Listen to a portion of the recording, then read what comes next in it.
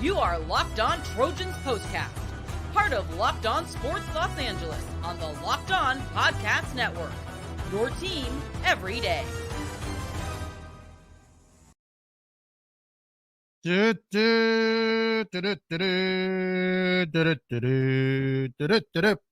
Welcome to the Locked On Trojans Postcast on the Locked On Sports LA YouTube channel. Under 2 minutes to go on this one. The Trojans got this one in the bag.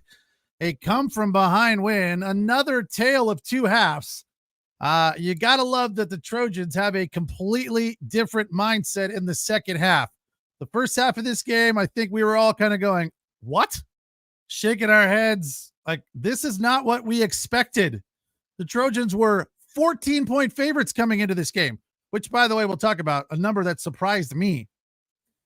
But they come out on top 38-21, holding the Badgers to nada in the second half. I'm Pete Fox, host of the Locked On Trojans Postcast on the Locked On Sports LA YouTube channel, the place to hang out when every game is done. I've been covering sports in LA dating back to 2007 for ESPN LA and NBC Sports Radio. You can also listen to us when we're done here, wherever you find your podcasts, on the Locked On Trojans podcast feed. Well, they got off to a good start. I think that was a step in the right direction. An early strike, first drive, nice and easy. Jacoby Lane in double coverage, made a spectacular catch. It was kind of like 1.5 coverage, beat one DB, and then another DB was kind of crossing to, or the safety was crossing in to help out, but it was too late. So really solid catch to give the Trojans the 7-0 advantage. But then Wisconsin answered right back. Covington just got burned on a quick little stutter step, stop and go. And Vinny Anthony, 63 yards. They made that look easy. Locke, who is the backup quarterback, not even the starter. I believe the starter, Van Slyke, is out because of injury. So I think everyone was kind of caught off guard. Like no one expected any of this. So you have to give Wisconsin a little bit of credit for, coming out ready to play and not necessarily thinking that they were beaten because they didn't have their starting quarterback. I thought Moss did another nice job, but again, there were plenty of times where in that first half that Moss had no time. I felt like the offensive line just didn't give him enough time. He did a nice job finding Branch in single coverage, but anytime Branch had double coverage, it just wasn't working out. And the running game in the first half also for the Trojans wasn't great. The Badgers were winning the battle of the trenches, to be sure. That's what the Badgers do. They are, huge Midwestern boys there in that trench in the offensive and defensive lines. And the Trojans were getting beat flat out on both sides of the ball at the line. Badgers were running the ball down their throat, and they were stopping the Trojans from running the ball as well. So they went into the half down 21-10, and we kind of thought, all right, let's see some of what we had last week in Ann Arbor against Michigan, a huge third quarter. And that's exactly what they did. First and foremost, they stopped the Badgers' run game. That was huge. I looked everywhere to try to find the half breakup, the halftime breakdown. Couldn't find it. But I know Tyree Walker had 2 touchdowns in the first half and none in the second half. Ran for a total of 55. I would venture a guess to say that most of those 55 yards came in the first half. I know his 2 touchdown runs were good for 22 of that 55. So a little under half on 2 touchdown runs. So the Trojans did a very good job. It has now officially gone final 38-21 as number 13 USC wins their Big Ten home opener. Still sounds weird to say. I got the new Cardinal Fight On hat in honor of the Big Ten home opener at the Coliseum, where I was surprised to see, maybe not surprised, happy is a better word, to see that the Coliseum was sold out, practically full. Just on the corners over there by the peristyle entrance, there was a few open seats to the right of the press box if you're in the press box. But it was definitely the most full I've seen it in a long time. I went to a game last year, and when you're there, even though it's not sold out and not full a lot of the times, it still feels, you could feel the energy of the Coliseum and a Trojan football game. It's very special. It's very unique, but when it is sold out, it is a different thing. And that's cool to be a part of. It's cool to see on television. It's cool to feel. I mean, they were going crazy in the second half, early on in the third, when the Trojans came out, and you could tell that they had a different kind of energy. They scored 2 touchdowns in the third, and then kind of capped it with a pick 6 there in the fourth from Mason Cobb. That was cool to see. But the thing I think we were really surprised about early on in this game was Wisconsin coming into this game had a 5.8 yard per pass in their games leading up to today's game. And in the first half, they were nearly double that, 10.8. So, it was just like, what I couldn't figure out what the Trojans were doing. Like, what the DBs, Ramsey, and all those guys who have been fantastic. And by the way, Kamari Ramsey had a fantastic day again today. That dude is an absolute stud, NFL prospect to be sure.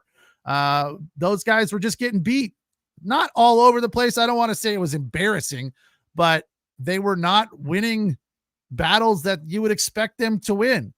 As far as the receiving attack rather for the Wisconsin Badger, Vinny Anthony had a good game, but he did it mostly in 1 catch, 63 yards. He had 3 total for 70.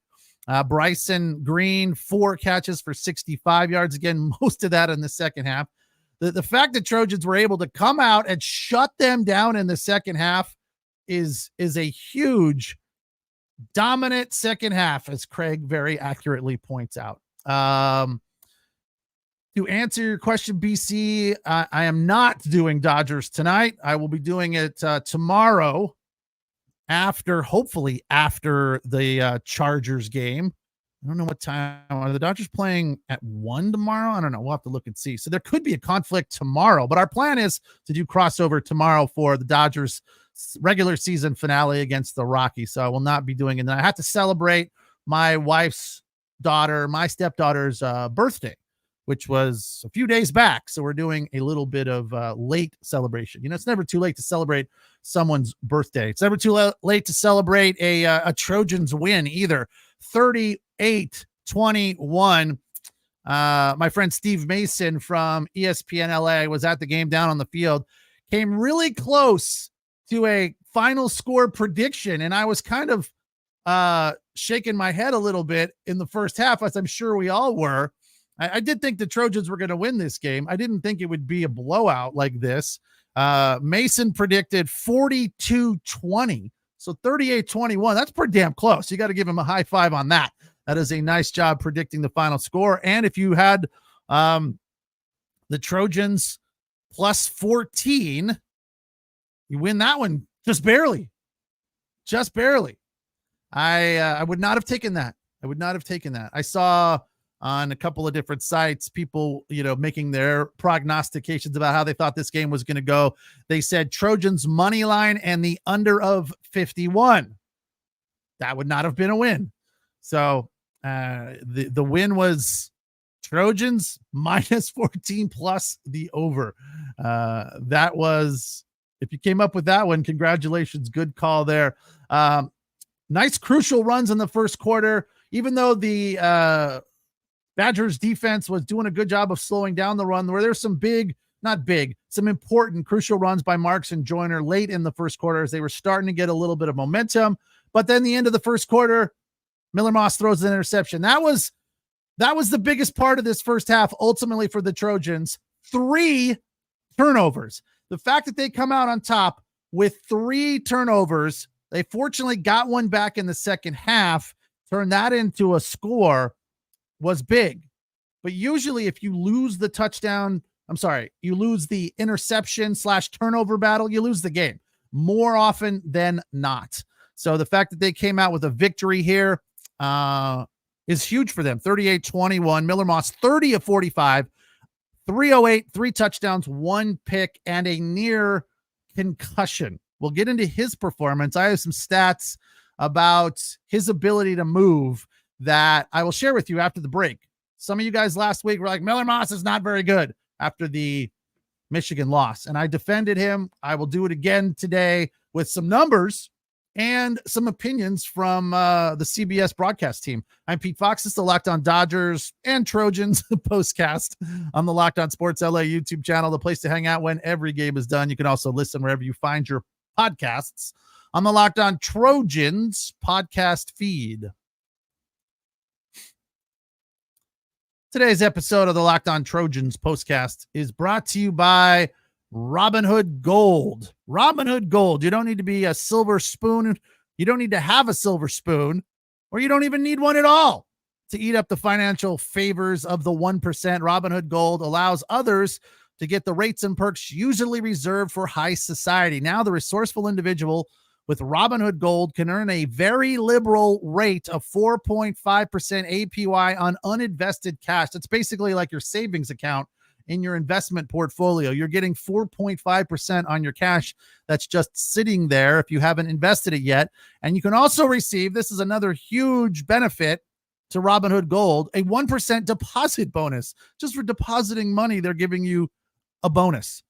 And you can also be rewarded with a very handsome 3% retirement boost on your IRA account. Robinhood Gold provides the privilege of the high net worth for any net worth. These generous benefits are now available for only $5 a month. The new standard is here with Robinhood Gold. Sign up now at Robinhood.com/gold. Terms apply. For product-specific disclosures, visit Robinhood.com/gold. Investing involves risk. Rates may change. Gold membership is offered by Robinhood Gold, LLC.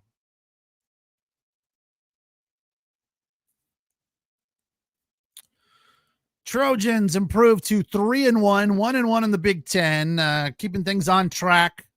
I don't know if they'll bounce up. I was pretty accurate. Felt good about this, that after the Michigan loss, they only fell 3 spots. I said 4 to 5. I thought 14 or 15. They came in at 13 this week, which is very appropriate because that was a tough team that they played on the road, tough game, and they acquitted themselves well. They hung in there even though they lost. Big second half to make it an interesting game, and very easily could have won that game. Today they dominated in the second half after being down 21-10 in the first half, 38-21 the final. Here's some of the numbers that they provided during the broadcast that were very interesting to me in defense of what Miller Moss is doing and has been doing. This stat was shared midway through with about 3 minutes left in the third. So a whole fourth quarter to go. Miller Moss had been hurried or knocked down 21 times. Now that is not what you're looking for. That is not what the offensive line is hoping for in regards to guarding their quarterback. And that is exactly what we saw from him last week, where the pocket would collapse. He'd step up, float left or right, and try to make something happen. He did it time and time again. His numbers were obviously worse last week because they lost, and Michigan's defense is definitely better than Wisconsin's. But the same thing happened today. Most of that, again, was in the first half. That stat was shared about midway through, 3 minutes to go in the third. So, yeah, there was still a quarter of football to be played, and it definitely got better in the second half, and it got even better in the fourth quarter. But the pocket collapsing and Miller Moss still being able, like, it wasn't, he didn't have 3 seconds very often. It was more like drop back, OS, scramble, find somebody. Like he could, the 5-step drop was nearly impossible for him through most of this game. And yet and still, he made things happen. 30 of 45, over 300 yards, 3 touchdowns, 1 interception, an average of 6.8. I don't know about you, but those are pretty damn good numbers as far as I'm concerned. So coming out of this, I still really love what I'm seeing from Miller Moss. And the thing I probably like the best, he's got a very strong arm and he's very decisive. He does not check down too far. Like he checks down once, maybe twice, finds a guy and fires it to him. Like, for example, that tightrope walk that Jacoby Lane made in the third was such a precise dotted pass. I mean, look, it was a great reception from Jacoby Lane. The camera was on the other side of the field, so it was hard to exactly see it until they came back and showed because they reviewed it to see if he had both feet in, and he did. I mean, it was absolutely perfect. It came right after that muffed punt, fumble recovery, which was another fantastic play by the special teams guy that I don't know, I didn't catch his number, but the guy that recovered that punt, what hands on that dude? Because the Wisconsin punt returner booted it, and then the Trojan special teamer was on it in the blink of an eye, recovering that fumble. And then Jacoby Lane with the touchdown pass in the corner on a pretty fade route, which was almost too easy because Jacoby Lane comes in at 6'4". He was a good 6 to 8 inches taller than that DB he was over top of. But more importantly, a perfect pass from Miller Moss. He put it right in his hands, just like he did on the sideline there with the tightrope walk. So Miller Moss, strong arm, decisive, accurate. You know, there were a couple dropped balls, but those came in the first. Jay Fair dropped one that was right in his hands. It was like, it was that thing where I got it, I'm ready to run. Oh, I don't got it. It was, that you got to watch it into the glove kind of a thing. You got to watch it right into your hands. You can't run before you catch it. But all in all, the USC receiving core is the heart of this Trojan offense, if you ask me. The running backs are good, and they definitely set up this receiving core. Woody Marks, 19 touches, 63 yards, and that guy worked hard today. He earned whatever NIL money he's making today because he was averaging 3.3. That Wisconsin line was banging on him, and he didn't have anything big. 19 carries, 63 yards, no touchdowns. Quentin Joyner, 6 carries, 49 yards, 8.2, better average. Miller Moss had the touchdown run, 5 carries, 17 yards, and what a spectacular play by him. Not only does he have a strong arm, but he can run the ball. 2 pirouettes to get into the end zone for a touchdown, just barely piercing the goal line there. They went back and reviewed it. I don't know. Could have gone either way for me. They called it a touchdown on the field. I think it's hard to overturn it, but it was that sort of, he reached the ball out and it just barely pierced the goal line kind of a deal, and then hit his head on a Badger defender and on the turf. They evaluated him for concussion. They said he's fine. He came back out for the fourth quarter. Woody Marks, to me, looked better coming out of the backfield. Screen passes, play action, that sort of stuff. 4 catches today for 29 yards. Almost. No, not almost. But you put that together with his day on the ground, almost 100 yards. There's the almost. But Jacoby Lane had the day. He was the star of this game without a doubt. 10 catches, 105, 2 touchdowns. Again, the first one to start the game, and then a big one there in the third in the corner on a fade route. Probably the most impressive play of the day for Jacoby Lane was when he got absolutely laid out and his helmet came flying off, and we were all holding our breath going, uh-oh, that doesn't look good. He jumped up, kind of shook it off, grabbed his helmet, ran off the field. They looked at it for targeting. It was not. The guy that was defending from the Badgers, textbook tackle, caught him with the shoulder, and it kind of just hit under his face mask and popped the helmet off, but it still looked pretty hard. And I'm assuming that Jacoby Lane is going to be a little sore tomorrow as well. Zachariah Branch all over the field. I expected and suspected that his numbers would be bigger. 4 receptions for 44 yards. But still a good game. You know, he's a number 1 or 2, if 3 at the worst target for Miller Moss. The bottom line is Miller Moss has many targets, lots of options, including Kyron Hudson, who had a nice game. 4 catches, 42 yards. One of them was one of those circus catches. Deuce Robinson, a nice game. 2 catches, 40 yards, including a touchdown late. As I said, Woody Marks, 4 catches, 29 yards. Kyle Ford, 2 for 24. Walter Lyons, 2 for 12. Quentin Joyner had 1 for 10, and Cade Eldridge 1 for 2. The receiver, Lake McCree, tight end, rather, who left the Michigan game with a knee injury, is not done for the season. Surprisingly, they said he'll be back this year. They're not exactly sure when, probably 3 to 4 games, but nothing structural, nothing broken, nothing ripped, nothing torn. Quite remarkable. Somewhat of a miracle, if you ask me, when you looked at that. It was one of those ones where I speculated, based on the fact that he left the game and was crying, that they gave him bad news. And it was the hyperextended knee with the tackler heading front, hitting him from the front, hyperextending the knee back that way. That's almost always ACL.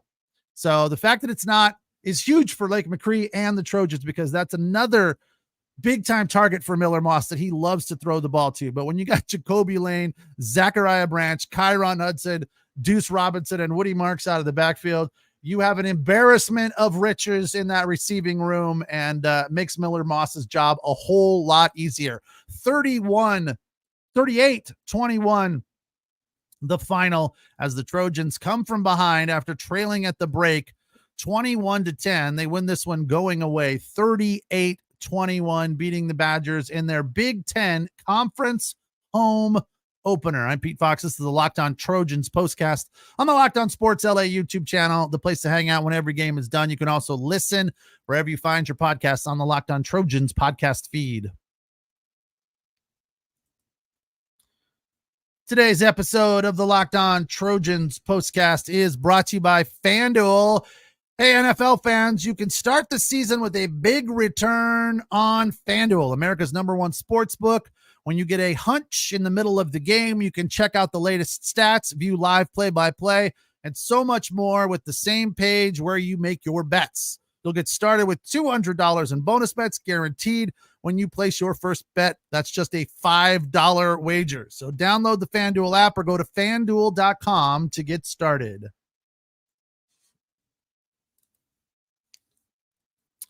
Trojans a 38-21 win over the Wisconsin Badgers at the Coliseum, which was full. Nice to see. That was fun and enjoyable and exciting. Had to be a great day. The weather was freaking perfect. I can't believe all you guys are in the chat wanted to talk about baseball. I guess it's not surprising. There's a lot more hype around the Dodgers right now than there are the Trojans, for sure. But a nice win today to improve to 3-1. Dodgers, their second to last game of the season tonight in Denver against the Rockies. We're all looking to see how many home runs Shohei can hit in the Mile High City. I don't think he can hit, what is he at, 54? I don't think he can hit 6 in the next 2 days, but if anybody could give it a go, it would be Shohei. That would be fantastic. Trojans, though, today with a nice win at the Coliseum in front of a sold-out crowd. They turned the ball over 3 times in the first half, created 1 turnover in the second half, a muffed punt, fumble recovery, which they immediately turned into a touchdown. So the differential was 2, but nonetheless, not what you're looking for. I think that's one of those things you come away from this game going, whew, got away with 1 there. I was checking out my buddy Ryan Abraham from USCFootball.com's 3 keys to victory. I don't remember what the third one was, but the first 2 came to fruition. He's pretty damn good at predicting these things as to what the Trojans need to do in order to win the game. The first thing he said was they need to keep the sacks on Miller Moss to 1. So they can, in his opinion, only 1 sack would be sufficient. And guess what it was at the end of the day? 1 sack on Miller Moss, and it came in the first half. The other one, which hit the nail right on the head again. Nice job, Ryan. They have to limit the Wisconsin Badgers offense to no more than 2 explosive plays. And as far as I can tell, there was only 1 explosive play. That not Tyree Walker, the pass to, what's that guy's name? Vinny Anthony. for 63 yards for a touchdown right on the heels of the USC touchdown to start the game to Jacoby Lane. So I correct me if I'm wrong. Feel free to jump in and tell me if there was another explosive play. I mean, I guess you could say Tyree Walker's 18-yard touchdown run was explosive play, but even still, Ryan's prediction was no more than 2. And as far as I can tell, that's all they had was 2. So right on the head, hit the nail right on the nose. So way to go there, Ryan Abraham. Turns out you're pretty good at this whole college football thing. You know a thing or two about what goes on with the Trojans and college football. Another huge play, or probably one of the bigger plays of this game. We were just talking about it a little bit, but the timing of it was spectacular. I appreciated the play call. I appreciated the gutsiness of the Trojan offensive coordinator. 4th and 1 in the red zone, fake the handoff play action to Woody Marks. A lot of the Badgers bid on it, and that was the nice part of it. Miller Moss keeps it, tucks it, heads to the end zone. The double pirouette to get in for the go-ahead, not really go-ahead. They were ahead at that time, but more of a win-securing touchdown.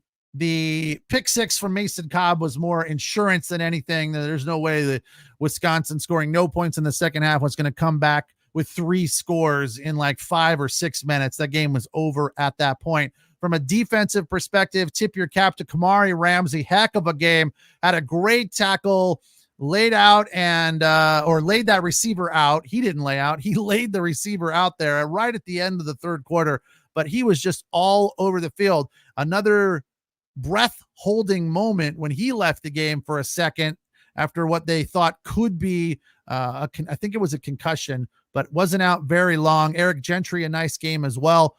4 tackles. Who else was big on defense? Greedy Vance, 3 tackles. Kamari Ramsey, a total of 3, 2 of which were solo, 1 tackle for loss, which I just told you about. Nate Clifton had a nice game. Who else? Just like one of the good things about this defense stepping it up in the second half was they really spread it out. Kamari Ramsey and Eric Gentry were probably the 2 that were the most noticeable, but everybody pitched in. They weren't leaning on just one guy. There's like 1, 2, 3, 4, 5, 6, 7. There's 8 dudes on this Trojan defense that all had 2 tackles. So they weren't really relying on any one guy, which they have in the past. So I like the fact that they spread it out, made it an even distribution of the workload for the defense. You look over at the Wisconsin team, they had 2 guys with 7 tackles each, and then a couple with 6, 1, 5, and then a whole bunch of dudes with 4. So their defense was working hard today, spreading it out as well, but they kind of relied on a few guys more than the Trojans did. They spread it out real nice. So the thing I take away from this game is that they struggled in the first half to stop the run. By the time the second half arrived, they had figured it out. Danton Lynn is a hell of a defensive coordinator. They came out with a completely different approach. I don't know if it was a different game plan, but whatever happened in the locker room at halftime was huge. It worked. So you got to give credit to the coaching staff here that they kind of did whatever they do, yelled, screamed, banged on the whiteboard, threw bats on the floor of the shower. Not that they're taking showers at halftime, but you get the Bull Durham analogy. I think they woke them up and said, hey, what you guys did in the first half wasn't good enough. We need to do better.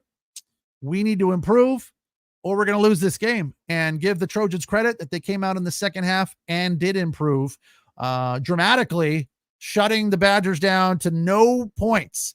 When it was all said and done, Braden Locke threw for 180 yards, 13 of 26, 1 touchdown, 1 interception, and Miller Moss spread it out pretty evenly from the first half to the second half. 149 yards, 3 touchdowns in the first half. And then in the second half, no touchdowns, but he did run for 1. and another 159 yards to get to 308 on the day. So a really nice performance from him. As I said, Woody Marks ran for 63. Jacoby Lane, the star of the game for the Trojans, 10 receptions, 105 yards, and 2 touchdowns as the Trojans improve to 3-1.